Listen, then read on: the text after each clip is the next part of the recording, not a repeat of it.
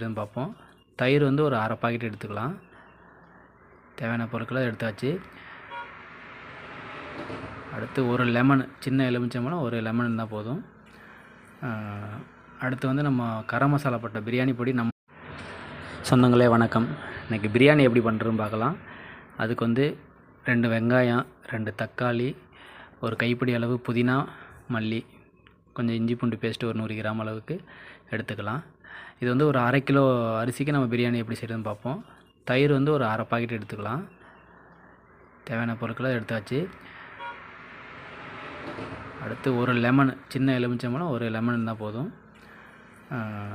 அடுத்து வந்து நம்ம கரம் மசாலா போட்ட பிரியாணி பொடி நம்மளாக ரெடி பண்ணபடி ஒரு 2 ஸ்பூன் அளவுக்கு நம்ம தேவையான அளவுக்கு எடுத்து வச்சுக்கலாம். அரை கிலோவுக்கு 2 ஸ்பூன் போட்டால் போதும்.